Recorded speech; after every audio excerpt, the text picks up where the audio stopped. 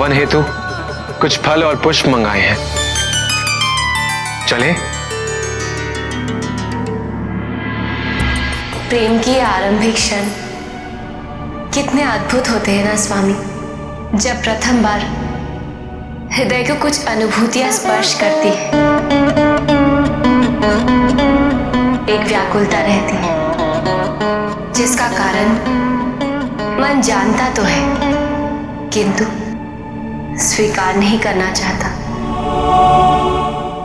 हमें भी कुछ ऐसी ही अनुभूतियां हुई थी जब सती के रूप में हमने आपको प्रथम बार देखा था।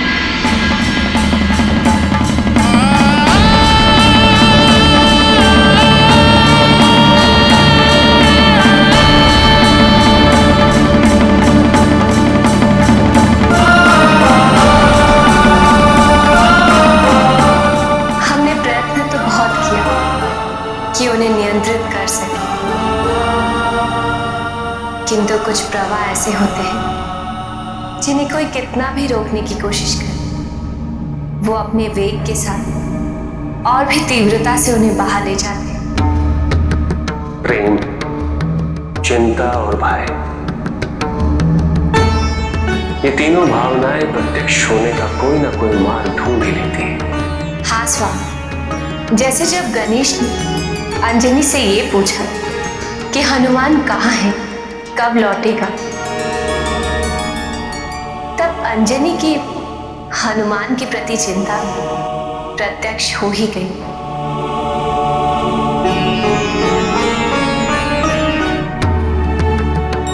हनुमान का अभिभावक होना सरल नहीं है पार्वती।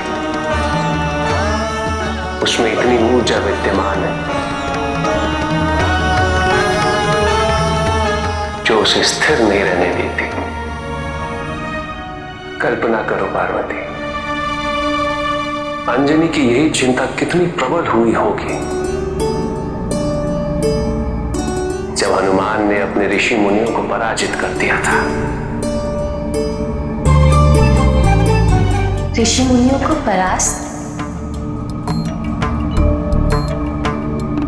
हाँ पार्वती, हनुमान ऐसे ऐसे प्रश्न पूछता था जिनका उत्तर देने में बड़े बड़े ऋषि मुनि भी असमर्थ हो जाते थे, और जब उसे उत्तर प्राप्त नहीं होता था तो वो उन ऋषि मुनियों को सताना आरंभ कर देता था, और उन्हें सताने में प्रायः वो सीमा रेखा भी लांघ जाता था। जानती हो इस सब का मूल कारण क्या था? क्या स्वामी? हनुमान की जिज्ञासा।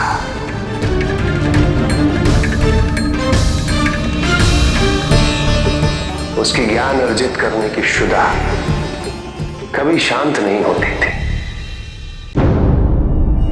बालपन से ही उसके प्रश्न कभी समाप्त ही नहीं होते थे।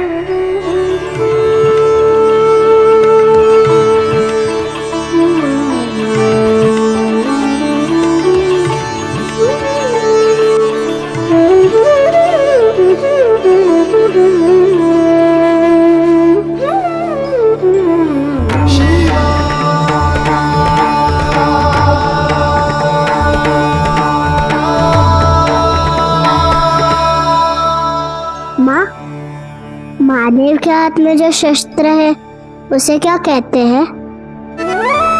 त्रिशूल। त्रिशूल तीन, त्रिशूल तीन। किंतु माँ, 3 ही शूल क्यों, 2 या 4 क्यों नहीं? ये तो मुझे नहीं पता पुत्र, किंतु प्रत्येक बात का विश्लेषण अनिवार्य नहीं है। कुछ बातों को बिना किसी शंका, बिना किसी प्रश्न के स्वीकार करना ही उचित है।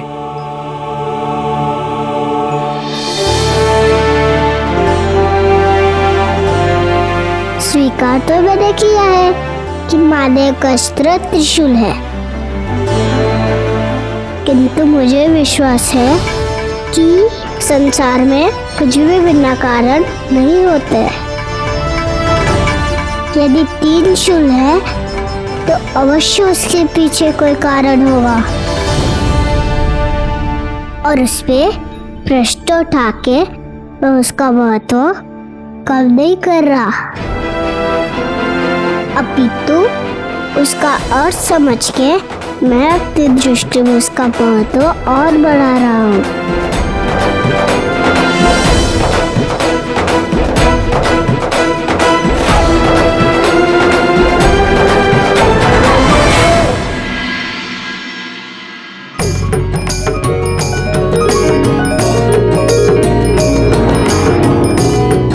माँ, ये गट्टर मुझे दीजिए।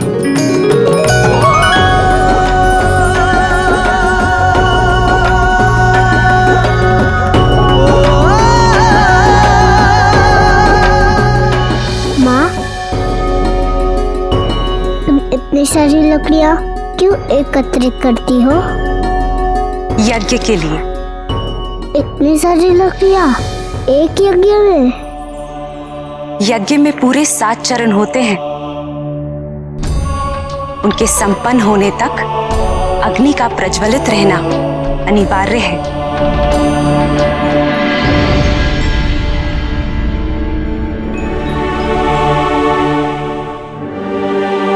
क्या हुआ? चलो पुत्र। 7 चरण क्यों? 8 या 6 क्यों नहीं? क्योंकि यही लिखा है। किंतु ये लिखा किसने है? ऋषियों ने। किंतु ये ऋषियों को कैसे पता?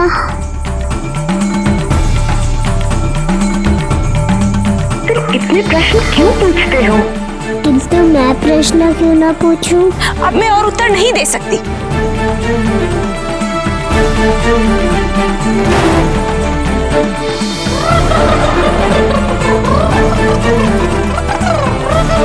मारुति, आज तुम कोई भी उपद्रव नहीं मचाओगे। आज तुमने कुछ भी तोड़ा तो मारुति।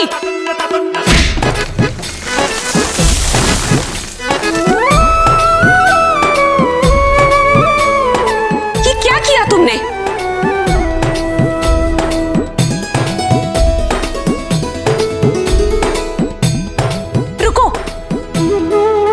उसे नहीं, माँ की बात नहीं सुनोगे?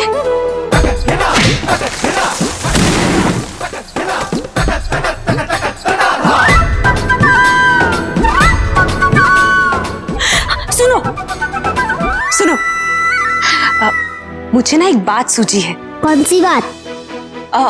मैं वो लकड़ियां ऋषिगण को देने जा रही थी। क्यों ना वो कार्य आज तुम करो? यदि तुम यज्ञ में उनकी सहायता करोगे तो वो सहर्ष तुम्हारे सारे प्रश्नों के उत्तर दे देंगे।